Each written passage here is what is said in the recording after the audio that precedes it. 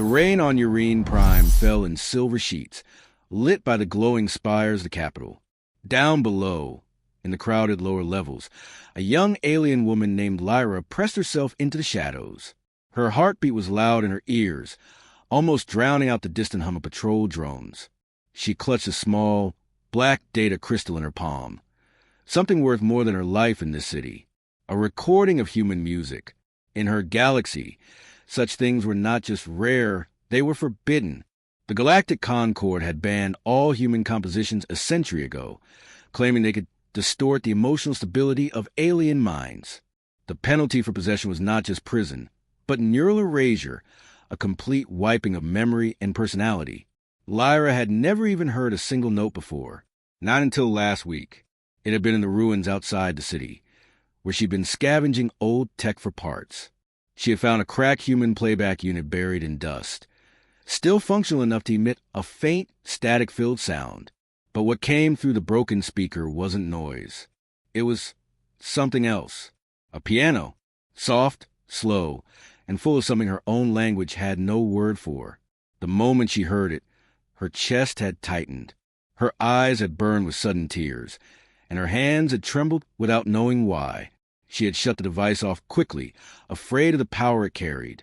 But she couldn't stop thinking about it. She had to hear more. Now, she had the full recording, stolen from a smuggler's hidden vault. And someone had already noticed. The shadows ahead shifted. A tall figure stepped into the narrow alley, blocking her path. "Drop it," the voice commanded, deep and mechanical. The enforcer's mask gleamed in the neon rainlight. Behind him, two more figures moved in. Lyra's pulse spiked. She slipped the crystal into her jacket's inner seam and took a step back. "I don't know what you mean," she said, her voice steady despite the pounding in her chest. The enforcer tilted his head. "We traced the signal. You access restricted audio. Surrender it now." She tried to edge sideways, but the second figure raised a stun staff, its tip glowing faintly blue. They were closing in. Then, from the far end of the alley, another voice rang out.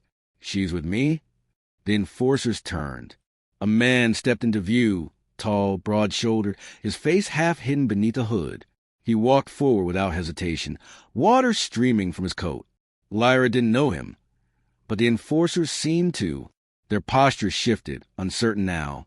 "This is human territory," the man said calmly. "You know the treaty." One of the enforcers growled through his mask. "She's not human." "She's under my protection," the man replied. "Leave."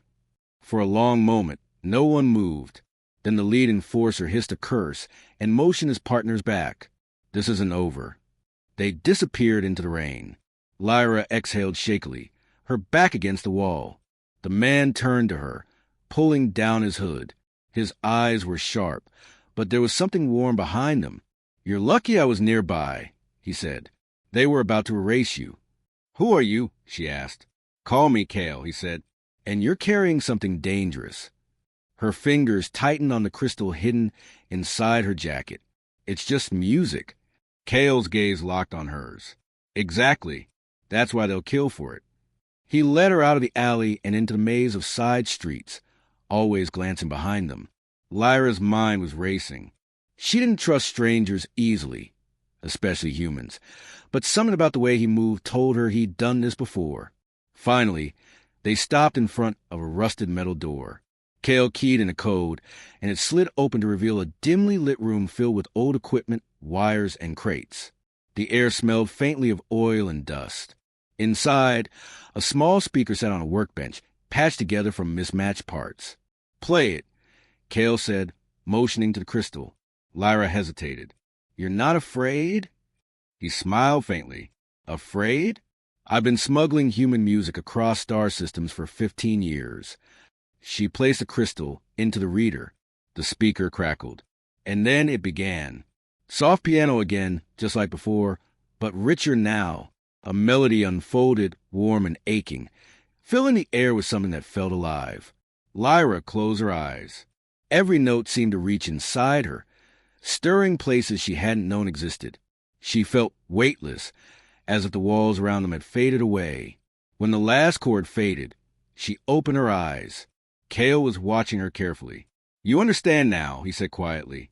She nodded, unable to speak. "That," he continued, "is why they fear it. Human music, it changes people, makes them think, makes them feel too much. And in a galaxy built on control, that's dangerous." Lyra swallowed hard. "I want more." Cale leaned back, crossing his arms. "Then you'll need to decide how far you're willing to go. Because once you start, there's no turning back." Outside, the rain kept falling, masking the sound of distant engines. Somewhere above the clouds, patrol ships circled, scanning for illegal signals. The Concord's laws were absolute, and yet, in that small hidden room, the first notes of rebellion had already been played. Lyra didn't know it yet, but her choice tonight would change the fate of entire worlds. She looked at Cale, her voice steady now. "Tell me where to start." Cale's faint smile returned. "Then welcome to the Underground Orchestra." And for the first time in her life, Lyra felt the spark of something she had never dared to hope for: freedom. Lyra sat in the dim light of Cale's hideout, her hands resting on the table as the last echoes of the piano piece faded away. She felt strange, as if something had been unlocked inside her. She wanted to hear more, to drown in that sound forever, but Cale's expression told her that wanting it was dangerous. "What now?" she asked. Cale glanced toward a stack of crates against the wall. "If you want to hear more, you'll have to help me bring it here. The orchestra doesn't give away its songs for free. Every note we move has a cost." "The orchestra?" she repeated. His mouth twitched into a half-smile. "That's what we call ourselves. The ones who keep human music alive. We operate in shadows, under false names. The Concord calls us criminals. Some call us terrorists. But we're just keeping history alive." Lyra thought about the enforcers in the alley, their cold voices, their stunned staffs. "They'll kill me if they find out." Cale leaned forward. "They already know you heard it. That makes you a target. The only way you survive now is if you join us." Her chest tightened. She had grown up obeying the laws without question. To break one was unthinkable, but to hear that music again, she would risk anything. "All right," she said quietly. "I'm in." Cale didn't smile this time. Instead, he stood and crossed the room to a locked cabinet. He opened it and pulled out a small metal case, no bigger than her palm. "This is a signal scrambler. Without it, the Concord can track any transmission you send or receive. You'll carry this everywhere from now on." She took it, feeling its cold weight. "Where do we go first?" He opened a map on his datapad. It showed the underlevels of Urine Prime, a twisting network of tunnels and abandoned stations. One point glowed red. There's a contact named Vares. He's at an old archive of human recordings, but he's paranoid. You'll have to earn his trust. Lyra frowned. "Why me?" "Because you're new. He doesn't trust anyone he's met before. And you look harmless." She gave him a sharp look. "I'm not harmless." Cale smirked faintly. "Then prove it." The underlevels were colder than the streets above. Pipes dripped with condensation, and the air smelled faintly of rust and oil. Lyra followed Cale for the narrow passages, her ears tuned to every sound. Somewhere far off, she could hear the faint hum of a tram, one of the last functioning lines in this sector. Finally, they reached a steel door with faded lettering in a language she didn't know. Cale knocked 3 times, paused, then knocked twice more. A slit in the door slid open, revealing a pair of sharp, yellow eyes. "Who?" a voice demanded. Cale stepped aside and motioned for Lyra to speak. "I'm here for the archive," she said, trying to keep her voice steady. The eyes studied her for a long moment. Then the door clicked open, and she stepped inside. Vares was a tall, thin alien with long fingers and skin like polished stone. His workshop was cluttered with broken consoles, stacks of data drives, and strange instruments she didn't recognize. He looked her over slowly, as if weighing her soul. "You've heard, haven't you?" he asked at last. "Yes," Lyra said, "and I want more." He moved to a nearby shelf and pulled down a thin, rectangular device. "I have something rare. A human song from Earth itself, recorded before the ban, but I don't give it away. You'll do something for me first." Lyra tensed. What? There's a patrol drone that circles Sector 11. It's carrying a black box filled with intercepted data, including something the orchestra needs. Bring me that black box, and I'll give you the song. Kale stepped forward. That's risky. The drone's flight path is guarded. Varys only smiled faintly. So, if you want the music, you pay the price. An hour later, Lyra stood on the rooftop of a crumbling building, the wind whipping at her jacket. The drone's faint light could be seen in the distance, moving slowly through the mist. Kale crouched beside her, checking the settings on a small pulse gun. We'll have only one shot at this. The moment you fire, the Concord will know someone's tampered with their drone. We grab the black box and vanish.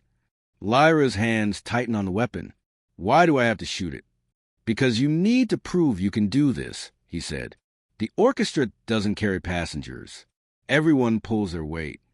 She swallowed, focusing on the drone as it drew closer. It was bigger than she expected.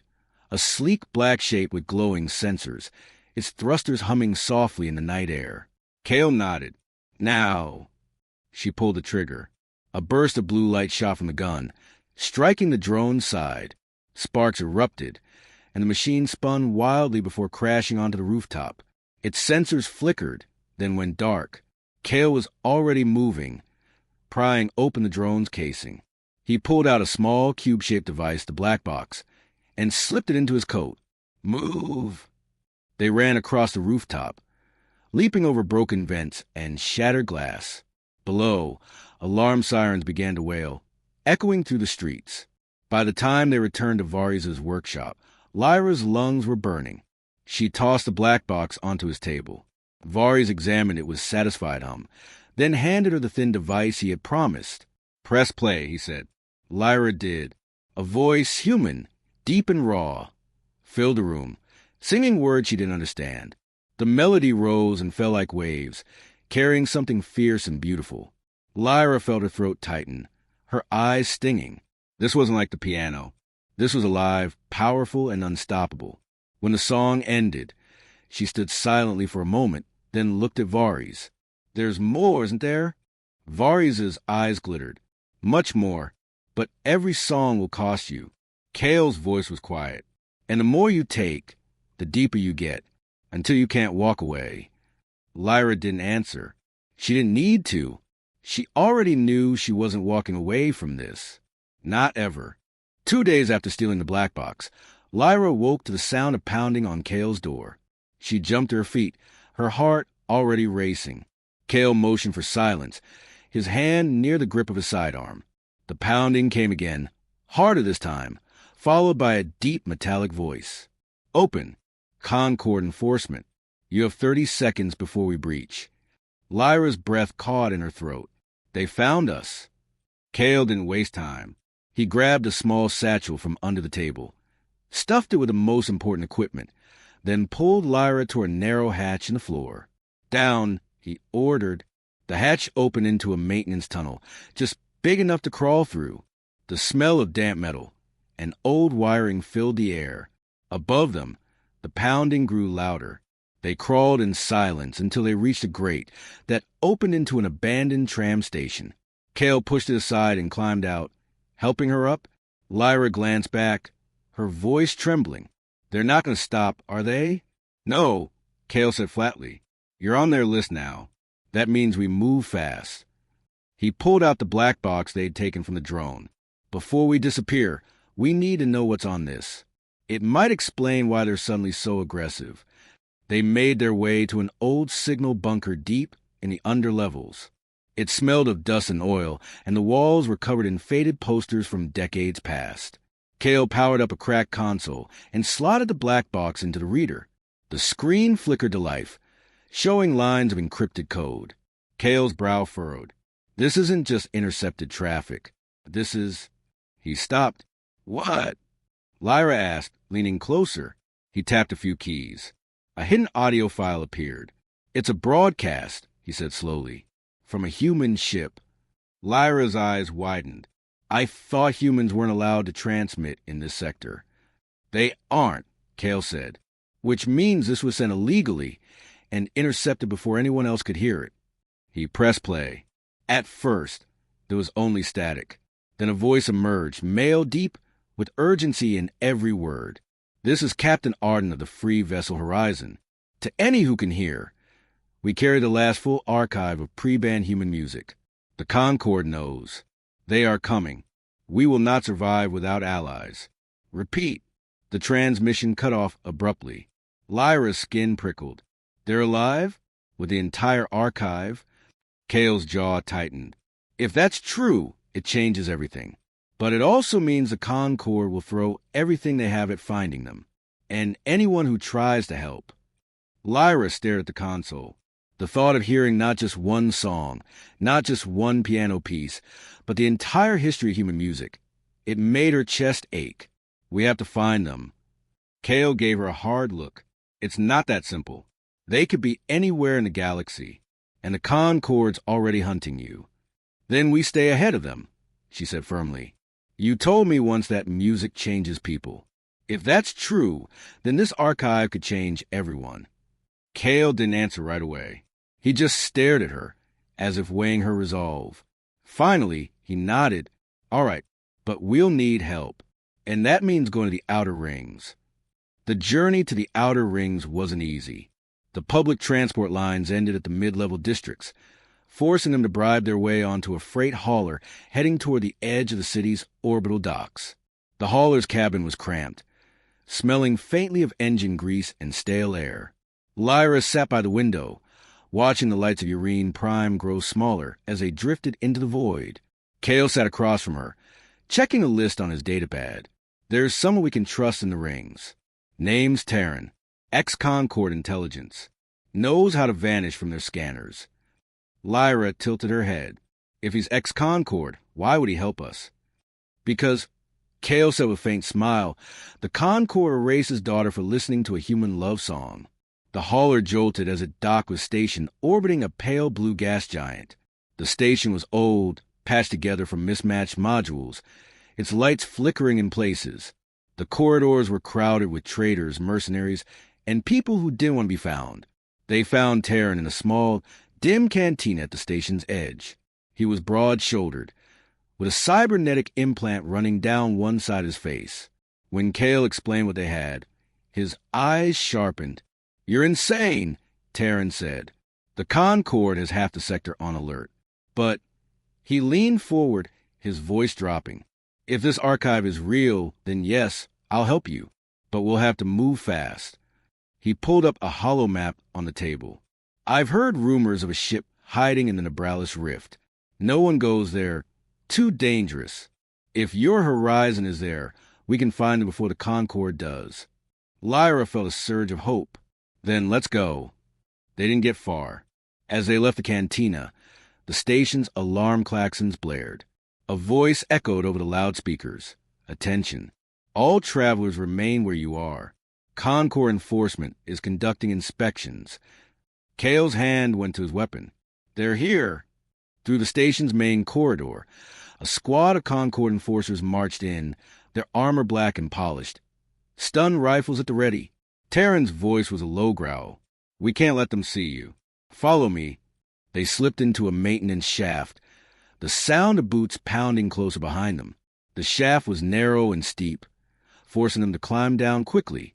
Lyra's hands burned against the cold metal, but she didn't slow. Suddenly, a blast door slammed shut below them. The lights flickered. From above, the enforcers' voices echoed. We have them trapped. Cale's eyes met Lyra's. Hold on.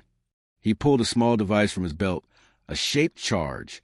He set it against the wall, pressed the trigger, and the shaft shook with a muffled boom. A hole opened into open space, the docking arm.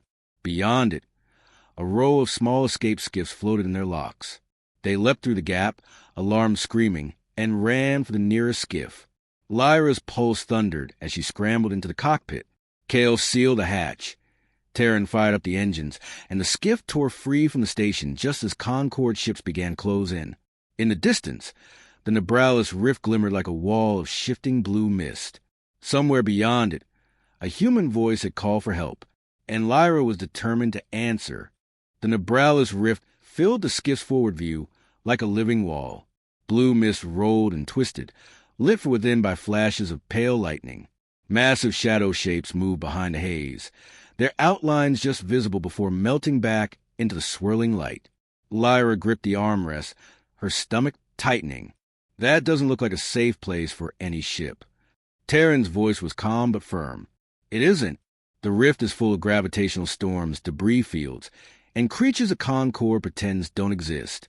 But that's exactly why it's the perfect hiding place. Cale checked the scanners. No Concord signals in pursuit. They won't follow us in here. Good, Terran said. But we still have to make it through alive. The moment they crossed the rift's outer edge, the skiff shuddered. The blue mist closed around them, cutting off any view of the stars. Lyra felt the temperature drop, and the cabin lights flickered. Something deep outside groaned, not mechanical, but alive. What was that? She asked. Terran didn't answer right away. He adjusted the controls, guiding the skiff between drifting chunks of rock and shattered hull fragments. The rift has residents. Some are harmless, others aren't. Cale frowned. And the horizon? You're sure it's in here? I'm sure of the rumors, Terran said, but we'll need to follow the beacon frequency. Lyra leaned forward. Beacon? Terran handed her a small receiver. It's tuned to an old human distress signal. Weak, but it's been repeating for days. If the horizon's alive, this is their call. She turned the dial slowly. Static hissed, then a faint tone emerged, a rhythmic pulse, low but steady. That's it, Terran said. Set a course. They followed the signal deeper into the rift. The blue mist grew darker, flashes of light now a deep violet. The skiff rattled as gravitational eddies pulled at it from unseen sources. At one point, something vast drifted past the viewport, a creature with luminous tendrils trailing behind it like ribbons. Its many eyes glowed faintly in the mist, watching them as they passed. Lyra couldn't look away. It's beautiful. Cale's voice was quiet. It's hunting. The creature vanished into the mist again, leaving behind only ripples in the blue haze. After an hour of careful navigation, the signal grew stronger. Terran's eyes narrowed. We're close. Very close. That was when the alarm blared. Cale glanced at the scanner. We got a lock. Concord frigate dead ahead. Lyra's heart leapt. But you said they wouldn't come in here. They shouldn't have, Terran growled. Which means they're desperate. Through the shifting haze, a massive shape emerged. A sleek black warship, its hull glowing faintly from shield stress. The Concord crest blazed on its side. They've got heavier armor than us, Cale said. We can't fight them head-on. Lyra's eyes darted to the mist outside. Then we don't fight them at all. We use the rift. Terran understood instantly. You're suggesting we dive into the storm currents. Cale shot her a sharp look. That's suicide. Maybe, she said, but it's the only way to lose them. The skiff banked hard, plunging into a dark corridor of swirling mist. The currents yanked at them like invisible hands, pulling the ship side to side. Lightning crackled outside, lighting up fragments of shattered ships drifting in the flow. The Concord frigate followed, its engines burning bright. Terran's hands flew over controls, keeping them just ahead of the warship's targeting range. Hold on to something, he warned. A sudden flash, a jagged piece of battleship's hull spun out of the mist, forcing Terran to roll the skiff sharply. Lyra's shoulder slammed against the bulkhead, but she kept her grip on the receiver. The signal was still there, stronger now. We're getting close, she shouted over the roar of the engines. Cale scanned the haze ahead. There! Through the violet mist, a dark silhouette appeared, a large vessel, its hull scarred but intact. Lights flickered along its spine, and painted near the bow, faint but still visible, were the words, Horizon. They weren't alone. Around the horizon, smaller ships circled, fast, angular craft marked with a Concord crest. They were strafing the larger vessel, firing bursts of plasma at its shields. Terran cursed under his breath. We're too late. They've already found it. Cale's jaw tightened. Not if we act now. Lyra's pulse raced. How? We're in a skiff that got warships. Cale turned to her. You still have the scrambler? She nodded and pulled it from her jacket. Good, he said. We're going to give the horizon a chance to run. Terran, get us above their line of sight. The skiff rose into the haze, the battle below fading into flashes of light through the mist. Kale opened a small compartment and pulled out a cylindrical device with glowing runes along its side. What is that? Lyra asked. Signal burst, he said. Once we trigger it, every Concord ship in the area will lose targeting for 30 seconds. 30 seconds isn't much, she said. It's enough, he replied. They dove. The skiff burst from the mist above the horizon, Kale leaning out a hatch to toss the device into the middle of the Concord formation. It pulsed once, then exploded in a wave of blue light. Every Concord ship's lights flickered, their engines sputtering. The horizon's thrusters flared, and the massive vessel surged forward into the rift's deeper channels. Go! Kale shouted. Terran swung the skiff hard, following the horizon through a narrow passage between jagged asteroid fragments. Behind them, the Concord ship struggled to recover. Their targeting system still scrambled. The mist closed in again, swallowing the battle. The only sound in the skiff was the steady pulse of the distress signal, now coming directly from the horizon itself. Lyra exhaled slowly, her hands trembling. We found them. Kale gave a grim nod. Now, let's see if they'll let us on board. The horizon loomed ahead, its dark hull scarred and patched from too many battles. Faint lights glowed along its frame, like the last embers of a dying fire. Terran guided the skiff alongside the main docking hatch. They're not answering hails, he said. If they think we're Concord, they'll blow us apart before we even touch the airlock. Kale leaned forward, his voice steady. Send the old code, the one from the smuggler's net. Terran tapped a sequence into the console. For a tense moment, nothing happened. Then, with a deep metallic groan, the horizon's docking clamps engaged, pulling them in. Lyra's heart pounded. They're letting us in? Or they're luring us inside to shoot us? Kale muttered. The airlock opened with a hiss. Warm, recycled air rushed in, carrying a faint metallic scent. Lyra stepped through cautiously, her eyes scanning the dim corridor beyond. A group of figures waited. Some were human, others alien, but all were armed. At their front stood a tall man with sharp features and gray in his beard. His uniform was worn, but the way he carried himself left no doubt. This was Captain Arden. Kale stepped forward. We picked up your distress signal. Arden's eyes narrowed. And you risked the rift to find us? Why? Lyra took a breath. Because you have the music, and the Concord will destroy it if we don't help you. The crew exchanged uneasy glances. Arden studied her for a long moment, then turned to Kale. You vouch for her? Kale nodded once. Fine, Arden said at last. Follow me. They moved through the horizon's narrow corridors. The ship was old, its walls lined with patched wiring and mismatched panels. Crew members glanced up as they passed, their expressions wary. Arden led them to a reinforced door. 2 guards stepped aside, and the captain keyed in a code. The door slid open to reveal a small chamber lit by the soft glow of suspended hollow projectors. At the center, floating in a field of shimmering light, was a sphere no larger than a human head. Its surface rippled like liquid metal, and faint vibrations hummed in the air around it. Lyra felt her breath catch. That's the archive? Arden nodded. The last complete collection of human music, from Earth's first recordings to the final pre-band symphonies. Every song, every instrument, every voice, all here. Kale's gaze was fixed on the sphere. How did you keep it hidden this long? By never staying in one place, Arden said, and by making sure no one outside the ship knew what else was inside. Lyra frowned. What else? Arden's expression hardened. The Concord banned human music because they said it caused emotional instability. But that was only the story they told the public. The truth is worse. He motioned to the sphere. The hollow projectors shifted, displaying a faint network of glowing threads inside it. Human music doesn't just stir emotion. It can sync brainwaves across species.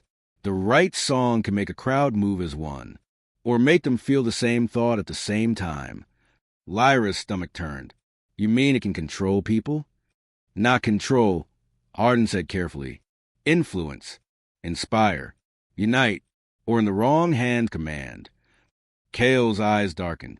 And the Concord wants in the wrong hands. Arden gave a grim nod. They don't just want to destroy it. They want to use it. Before Lyra could respond, the ship's alarm blared. A voice echoed through the corridor. Concord signatures detected. Multiple ships incoming. Arden's face went cold. They found us. Kale cursed under his breath. They must have tracked our skiff. Terran stepped forward. Then we run. The rift's currents can hide us again. Arden shook his head. Not this time. They blocked the exits. If we try to outrun them, they'll pick us apart. Lyra's gaze went to the sphere. Then hide the archive. If they take it. They won't, Arden interrupted. Because we're moving it off this ship. Kale stiffened. Where? Arden's eyes locked on Lyra. With her. Lyra blinked. Me? You're not Concord. You're not on any registry they have. Not yet. If you take the archive and slip out in a small craft, you have a chance. Kale's voice was sharp. That's insane. She's never handled something like this. Arden stepped closer to Lyra. If you want to save the music, this is your chance. Once they board, there's no telling how long we can hold them. Lyra's pulse thundered in her ears. She thought about the first piano notes she had ever heard, about the human voice singing from Varius's device. She thought about a galaxy where those sounds could be gone forever. She nodded. I'll do it. Arden wasted no time. He placed a small, silver cylinder into her hands. This is the portable core. It contains the entire archive. Protect it with your life. Kale stepped forward, his jaw tight. I'm going with her. Arden didn't argue. Good. The two of you will take a stealth skimmer through the rift's undercurrents, get to the outer rings, and find someone who can hide it until we regroup. The deck shuddered violently under a distant impact. The alarms grew louder. Arden's voice cut through the noise. Go. Now. They ran. The horizon's corridors shook, with every blast from the Concord ships outside. Crew members scrambled past them, some heading for weapon stations, others sealing bulkheads. At the hangar, a sleek, narrow craft waited black-hulled, its surface coated with sensor-dampening paint. Kale shoved the portable core into a secure compartment and powered up the engines. The hangar doors began to open, revealing the swirling blue mist of the rift beyond. Through the gap, Lyra could see the flashes of battle. Concord ships firing at the horizon, the great vessel holding its ground for as long as it could. Kale's voice was grim. Hold on tight. The stealth skimmer shot out into the rift, vanishing into the shifting blue currents.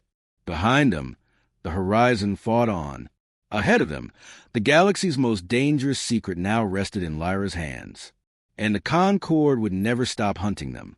The stealth skimmer glided to the blue haze, its engines whisper quiet. Lyra sat in the co-pilot seat, her hands tight around the harness. The portable core rested in a sealed compartment at her side, faintly humming as if alive. Kale's eyes stayed on the sensor display. No pursuit yet, he said. Lyra's heart was still racing from their escape. Do you think the horizon will make it? Kale didn't answer right away. They'll hold as long as they can. But we can't help them now. Our job is to keep the archive out of Concord hands. She nodded, though the thought of leaving the horizon behind made her chest ache. They drifted deeper into the rift, following narrow currents that twisted like hidden rivers. The blue mist shifted constantly, shapes moving the distance. Some shadows that might have been debris, others that seemed far too alive. Lyra broke the silence. If the Concord finds us, what will they do? Kale's voice was flat. They'll take the archive. Then they'll erase us, so no one else knows it still exists. The idea sent a cold shiver through her. She reached down and touched the compartment holding the core, feeling its faint vibration through her palm. That was when the sensors chirped. Kale's eyes narrowed. Contact.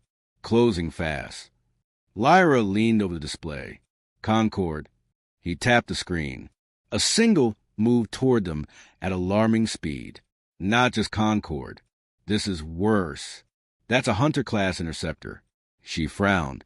What's that? Kale's jaw tightened. Special operations. Elite pilots. They're not built for fleets. They're built for one thing, catching people like us. The dot on the scanner grew larger. Lyra felt her stomach twist. Can we outrun it? No, Cale said, but we can make it lose our trail. He yanked the skimmer into a sharp dive, plunging toward a section of the rift where the mist turned almost black. The currents here were violent, pulling them in different directions. The hull groaned under the strain. Where are we going? Lyra asked, gripping the seat. Cale's voice was calm but grim. Graveshard fields. Even the Concorde avoids them. Too unpredictable. The black mist thickened, swallowing the skimmer's lights. Then a jagged shape slid past the viewport, a massive chunk of rock, tumbling slowly. Another followed, spinning in the opposite direction. Lyra's breath caught. It's like a floating minefield. Exactly, Cale said. If we're careful, we can hide in it. If we're not, we'll be vapor. The skimmer weaved between the drifting shards. Some were no bigger than her hand, others the size of small ships. The gravity fluctuations tugged at them unpredictably, making the shards change direction without warning. Then, through a gap in the mist, Lyra saw it. The Hunter. Sleek black, its design sharp as a blade. Its engines glowed a deep red, like the eyes of a predator. Cale muttered under his breath. Looks like they upgraded the new models.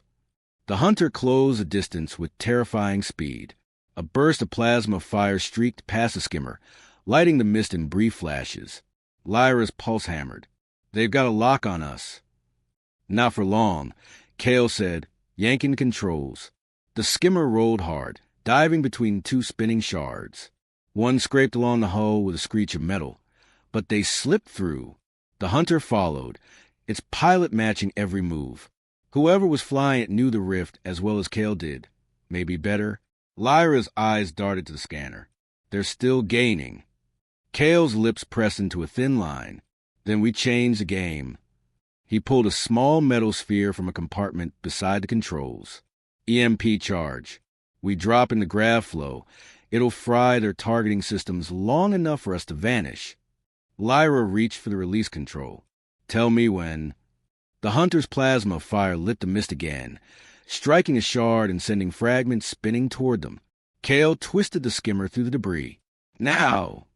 Lyra hit the release. The sphere tumbled into the mist behind them. A moment later, a bright pulse rippled through the rift, distorting the haze. The Hunter's fire stopped. Its lights flickered. Cale didn't hesitate. He dove the skimmer into a narrow crevice between two massive shards, the walls so close Lyra could have touched them. The Hunter streaked past the opening, unable to see them. For several tense minutes, they stayed hidden, engines low, waiting. The sensors showed nothing. Finally, Cale exhaled. We lost them. Lyra sagged back in her seat, her whole body trembling. That was close. Cale's eyes stayed on the mist outside. Too close. Hunters don't give up. They'll circle back. She swallowed. Then where do we go? He adjusted the controls, setting a new course. There's a drift station on the edge of the rift. Neutral ground, no Concorde presence. We'll rest there and figure out our next move. Lyra glanced at the core. The faint hum felt stronger now, like it was aware of the danger they'd just escaped. Do you think the horizon's still out there? Cale's voice softened. If they are, we'll find them. And when we do, we'll make sure the Concorde never touches this archive. But as the skimmer slipped quietly through the dark currents, neither of them noticed a faint red glimmer deep in the mist. The Hunter's engines reigniting. It wasn't over. Not yet. The stealth skimmer glided to the blue haze. Its engines whisper quiet. Lyra sat in the co-pilot seat, her hands tight around the harness. The portable core rested in a sealed compartment at her side, faintly humming as if alive. Cale's eyes stayed on the sensor display. No pursuit yet, he said. Lyra's heart was still racing from their escape. Do you think the horizon will make it? Cale didn't answer right away. They'll hold as long as they can. But we can't help them now. Our job is to keep the archive out of Concorde hands. She nodded, though the thought of leaving the horizon behind made her chest ache. They drifted deeper into the rift, following narrow currents that twisted like hidden rivers. The blue mist shifted constantly, shapes moving in the distance. Some shadows that might have been debris, others that seemed far too alive. Lyra broke the silence. If the Concord finds us, what will they do? Kale's voice was flat. They'll take the archive. Then they'll erase us, so no one else knows it still exists. The idea sent a cold shiver through her. She reached down and touched the compartment holding the core, feeling its faint vibration through her palm. That was when the sensors chirped. Kale's eyes narrowed. Contact. Closing fast. Lyra leaned over the display. Concord. He tapped the screen. A single moved toward them at alarming speed. Not just Concord. This is worse. That's a Hunter-class interceptor. She frowned. What's that? Kale's jaw tightened. Special operations. Elite pilots. They're not built for fleets. They're built for one thing, catching people like us. The dot on the scanner grew larger. Lyra felt her stomach twist. Can we outrun it? No, Kale said, but we can make it lose our trail. He yanked the skimmer into a sharp dive, plunging toward a section of the rift where the mist turned almost black. The currents here were violent, pulling them in different directions. The hull groaned under the strain. Where are we going? Lyra asked, gripping the seat. Kale's voice was calm but grim. Graveshard fields. Even the Concord avoids them. Too unpredictable. The black mist thickened, swallowing the skimmer's lights. Then a jagged shape slid past the viewport, a massive chunk of rock, tumbling slowly. Another followed, spinning in the opposite direction. Lyra's breath caught. It's like a floating minefield. Exactly, Kale said. If we're careful, we can hide in it. If we're not, we'll be vapor. The skimmer weaved between the drifting shards. Some were no bigger than her hand, others the size of small ships. The gravity fluctuations tugged at them unpredictably, making the shards change direction without warning. Then, through a gap in the mist, Lyra saw it. The Hunter. Sleek, black, its design sharp as a blade. Its engines glowed a deep red, like the eyes of a predator. Kale muttered under his breath. Looks like they upgraded the new models. The Hunter closed the distance with terrifying speed. A burst of plasma fire streaked past the skimmer, lighting the mist in brief flashes. Lyra's pulse hammered. They've got a lock on us. Not for long, Kale said, yanking the controls. The skimmer rolled hard, diving between two spinning shards. One scraped along the hull with a screech of metal, but they slipped through. The Hunter followed, its pilot matching every move. Whoever was flying it knew the rift as well as Kale did. Maybe better. Lyra's eyes darted to the scanner. They're still gaining. Kale's lips pressed into a thin line. Then we changed the game. He pulled a small metal sphere from a compartment beside the controls. EMP charge. We drop in the grav flow. It'll fry their targeting systems long enough for us to vanish. Lyra reached for the release control.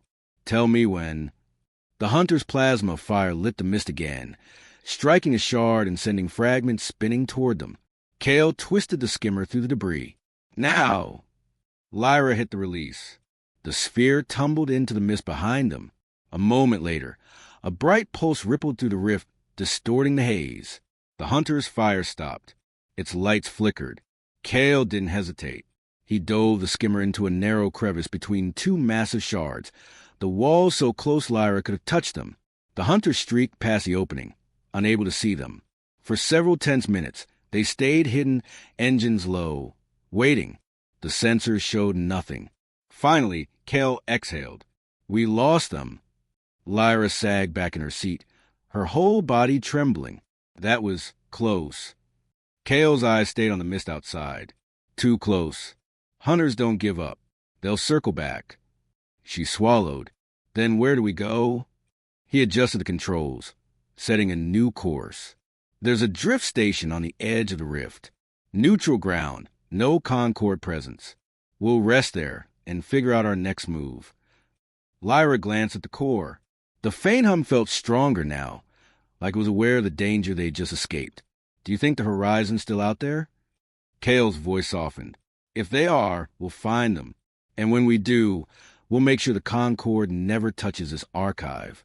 But as the skimmer slipped quietly through the dark currents, neither of them noticed a faint Red glimmered deep in the mist, the hunter's engines reigniting. It wasn't over. Not yet.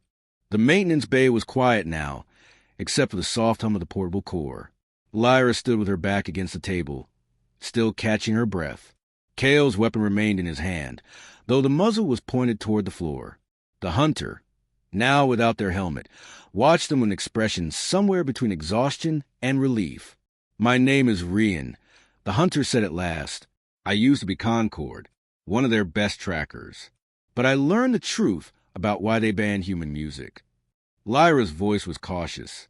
"You already said it can connect minds. Is that all?" Rian shook his head. "No, that's the part they admit when they want to scare people. The real danger is that it can free them." Cale frowned. "Free them how?" Rian stepped toward the core, his gaze fixed on its rippling surface.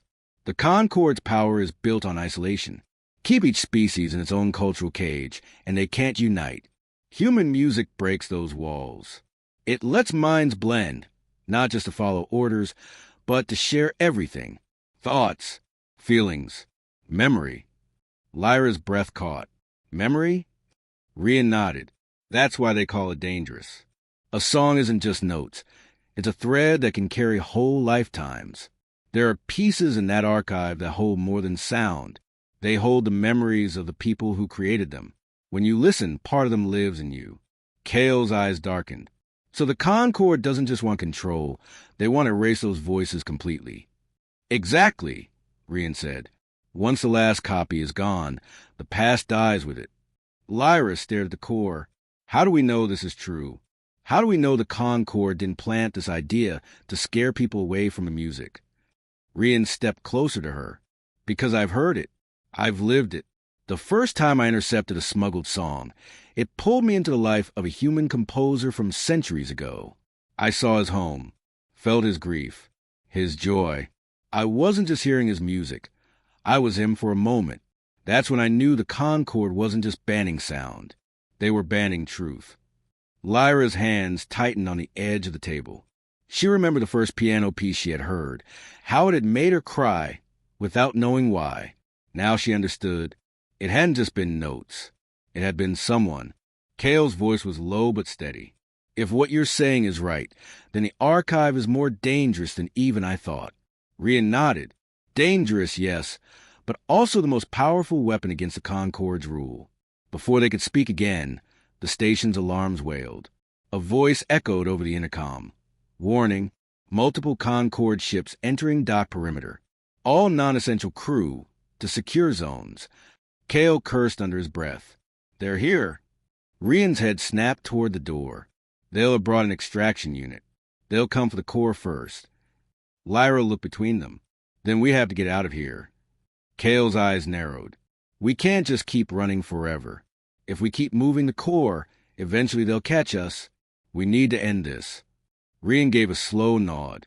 "Then you'll need to hear one of the forbidden songs. The ones the Concord fears most. Once you understand, you'll know how to use it." Lyra hesitated. "Use it? As in?" Rian's gaze was steady. "To turn their own troops against them. Not with fear. With memory. With connection. If we can play the right song across the Concord's command network, their soldiers will remember what they've been ordered to forget. Some will walk away. Some will turn. And their leaders will lose their hold." Cale exhaled slowly. "That's a big if." "It's the only chance we have," Rian said. The hum of the core deepened, as if responding to their decision.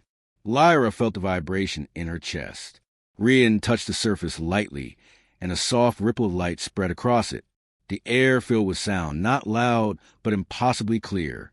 A human voice sang, joined by strings and a faint, heartbeat-like drum. But this time there was more. Images poured into Lyra's mind. A sunlit street lined with old trees. A woman's hands brushing flour from a kitchen counter. Children laughing in the distance. The warmth of a fire on a winter night. It wasn't her life, but for those moments, it was. She felt the love, the loss, the hope, and she knew whoever had sung this song had felt them too. Cale's eyes were glassy. Rian stood completely still, as if holding his breath. When the song faded, Lyra's voice was quiet. This would change everything. Rian's jaw tightened. It will, but you have to survive long enough to play it where it matters most. Inside the Concorde's command channels. Kale glanced toward the door. And that means getting past the fleet. Rian allowed himself a faint smile. Good thing I still know their playbook. The station shook under distant weapons fire. The lights flickered. Lyra closed the carrying case around the core. Where do we go? Rian's expression was grim. There's a relay station 2 jumps from here. It connects half the sector's military channels. If we can get close enough to broadcast a song, it will spread faster than they can contain it. Kale looked at him sharply. And what happens after that? Rian shrugged once. After that, the galaxy decides. Lyra's chest felt heavy. This wasn't just about saving the music anymore. It was about giving the galaxy a choice it had been denied for a century. Kale moved toward the hangar door. Then we move now. Rian grabbed his helmet from the table. Stay close to me. The Concorde will hit hard the moment they realize we're not running anymore. Lyra slung the case over her shoulder. The cores hummed steady against her back. Let them come, she said quietly. We got something they can't shoot down. Outside, the station shook again as the battle drew nearer. Somewhere beyond the rift, an entire fleet was ready to crush them. But for the first time, Lyra felt like they might have the song that could make them listen instead. The drift station's hangar was chaos. Traders abandoned their stalls, shouting in panic as warning sirens blared. Outside the large bay doors, flashes of weapons fire lit the void, bright streaks of plasma cutting through the dark. Kale sprinted ahead, weaving through the crowd toward their stealth skimmer. Lyra kept close behind, the portable core strapped to her back. Rian followed, helmet back in place, moving with calm precision even as the ground shook beneath them. Concorde dropships inbound, a voice shouted over the intercom. Lyra glanced at Kale. We can't fight them head on. We're not going to, he said. We're going to slip past them. The hangar doors began to open. Beyond them, the Nebralis rift swirled, blue mist churning under the heat of weapon fire. A pair of Concorde interceptors broke formation, heading straight for the station. Kale slammed into the pilots, seat the moment they reached the skimmer. Rian dropped into the gunner's chair, powering up the ship's limited weapon systems.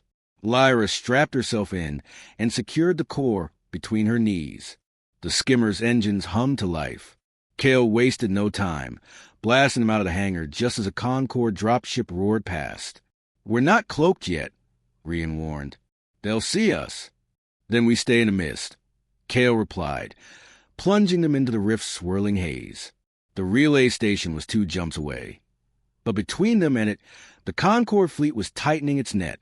Rian's visor display lit with hostile markers. We got 6 ships moving to intercept. Kale gritted his teeth.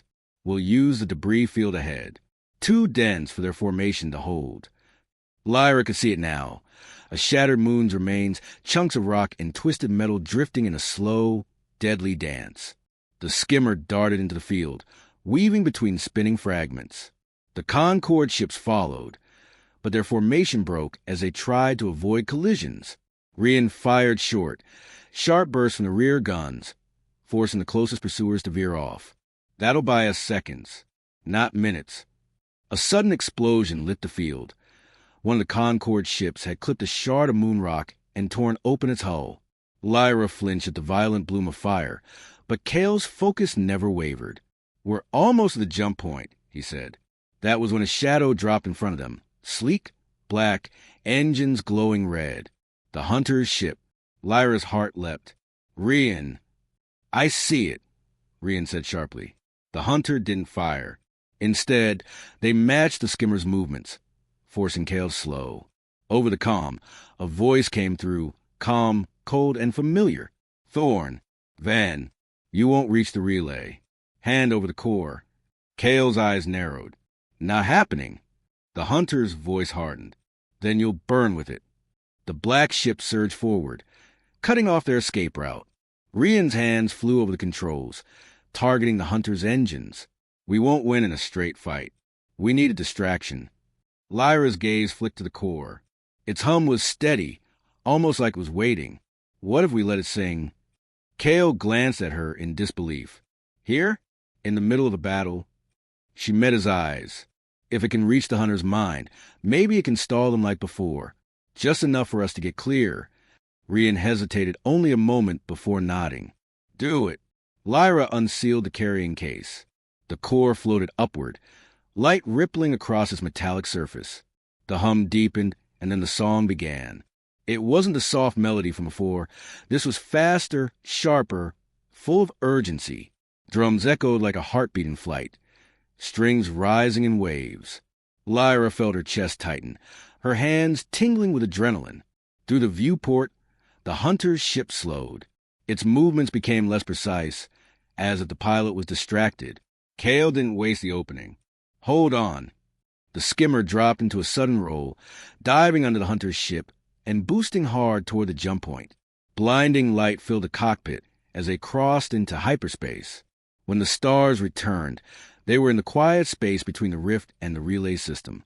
The relay station hung ahead, a massive ring of steel and energy, glowing faintly where its transmitters stretched outward like the petals of a flower.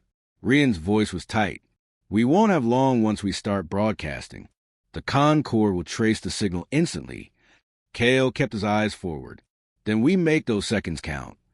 They accelerated toward the relay, but before they could close the distance, alarms screamed again. A Concord destroyer dropped out of hyperspace between them and the station. Its hull was black and silver, the crest of the Concord High Command gleaming across its side. Lyra's pulse pounded. That's huge. Rian's voice was grim. It's not just huge. That's their flagship for this sector. If it's here, the High Command themselves are watching. Kale's jaw tightened. Then we're in the right place. The destroyer's weapons lit, sending lances of plasma across their path. Kale swerved hard, the skimmer's shields groaning under the strain. We can't get past without taking a hit, Rian warned. Lyra's gaze went to the core again. Then maybe we don't get past. Maybe we go through them. Kale shot her a look. Explain. She took a deep breath. We can broadcast from here. The relay's range is massive, but we can also use the destroyer's own network as a booster. If we get close enough to tie into their signal arrays, the song will reach every Concord channel instantly. Rian's head tilted slightly. Risky. Their defenses will shred us if we linger. Kale's lips pressed into a thin line. Then we don't linger. We punch in, connect, play the song, and jump out before they know what hit them. The destroyer loomed larger on the viewport, its gun batteries tracking their approach. The skimmer dove low, skimming the edge of the ship's shields. Rian leaned over the console, fingers flying, almost their link established. Lyra's hands closed around the core. Its hum surged, then the song burst forth, the same one Rian had called forbidden. The music poured into the comm systems, riding the destroyer's own network out across the stars. Lyra felt it as much as she heard it. Memories, emotions, voices, all spilling outward, impossible to contain. She saw flashes in her mind of Concord soldiers lowering their weapons, of alien crews stopping mid-task to listen. The destroyer's weapons fire faltered. Their targeting systems hesitated. Kale didn't wait. Jump drive, now. The skimmer vanished into hyperspace, leaving the destroyer hanging silent in space. In the stillness of the jump corridor, Lyra finally breathed again. Kale glanced over his shoulder. Did it work? Rian's voice was quiet, almost reverent. Oh, it worked. The galaxy is listening now. But in the hum of the core, Lyra thought she heard something else, a faint new melody forming, one she had never heard before. Something told her their fight wasn't finished. The skimmer dropped out of hyperspace into a quiet stretch of space far from any Concord patrol routes. Stars glimmered cold and distant, and for a moment, it felt like the galaxy was holding its breath. Kale kept his hands on the controls, scanning for pursuit. No ships, no signals. We're clear. Lyra sat in the co-pilot seat, the portable core cradled in her hands. Its hum was steady, but different now, deeper, layered, like it carried 100 voices at once. Rian removed his helmet, setting it on the console. You did it, he said quietly. The song's out. The Concord can't stop it now. They didn't have to wait long for proof. The comm unit crackled with dozens of incoming signals, voices overlapping in a storm of sound. Some were frantic Concord commanders demanding order. Others were ordinary citizens, shouting or weeping. And in between, they heard singing. Snatches of the forbidden melody drifted through the comm channels, not from the core, but from people. Different voices, different worlds, all carrying the same song. Lyra's eyes widened. They're repeating it. Rian nodded. That's how it spreads. Not through machines. Through memory. Kale's gaze stayed fixed on the stars ahead. The Concord won't just sit back and let this happen. They'll fight harder now. Maybe, Rian said. Or maybe they're already losing control. But the victory came with a shadow. Rian's wrist display lit with flashing alerts. Entire sectors breaking into chaos. Concord soldiers deserting. Riots on planets where the band had been strongest. Some governments calling for peace, others calling for crackdowns. Lyra's voice was low. We started something we can't take back. Rian's eyes met hers. That was always the point. Kale turned from the console. The question is, what now? The Concord will keep coming for the core. As long as it exists, they'll see it as a threat. Lyra looked down at the smooth, gleaming sphere. For a moment, she imagined throwing it into the nearest star, and in the hunt, keeping the galaxy safe from its power. But she also remembered the faces she'd felt through the songs. The warmth of lives long gone, carried in music that no law could erase. She tightened her grip. If we destroy it, we destroy the last voices of who we were. I won't do that. Kale's tone was careful. Then we need to hide it somewhere no one can reach. Not the Concord. Not anyone. Rian shook his head. Hiding isn't enough. The Concord has the resources to search forever. And if they capture it, they'll use it for control instead of freedom. Lyra thought for a long moment. Then maybe the answer isn't hiding it. Maybe it's sharing it, all of it, until there's no single copy to fight over. Rian studied her. If you do that, the Concord's rule will crumble faster. But so will the balance of power in half the galaxy. You'll unleash change no one can predict.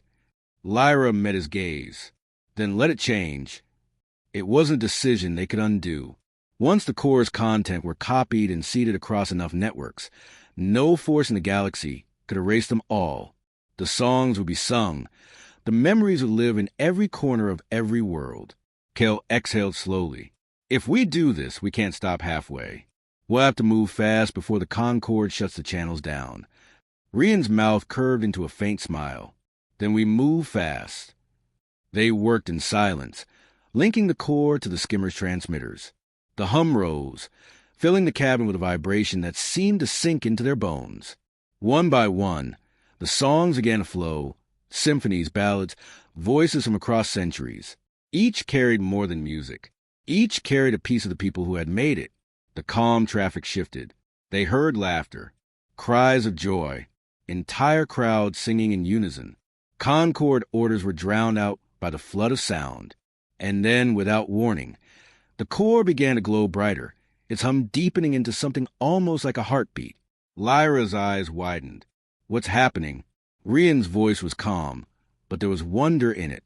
It's connecting. To everyone. Everywhere. Lyra closed her eyes. For a moment, she was nowhere and everywhere at once, standing on a desert world under twin suns, dancing in a rain-soaked city street, sitting in a quiet room with someone she loved. 1,000 lives flickered through her, all carried by the songs. When she opened her eyes, the core's glow dimmed, settling back into its usual soft shimmer. Kale looked at her. You all right? Lyra nodded slowly. I think it just made sure it'll never be forgotten. Hours later, they drifted beyond the last Concord control system. The core rested quietly in its cradle, but Lyra could still feel its hum in her chest. Rian leaned back in his seat. The galaxy will be different when the dust settles. Kale glanced at Lyra. And you? What will you do now?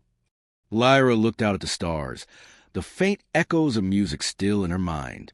Keep listening, she said softly, and make sure no one ever forgets what we heard. The skimmer's engines flared, carrying them deeper into the unknown, a ship with no flag, 3 fugitives bound by the same song, and a galaxy forever changed by the day it learned to hear again.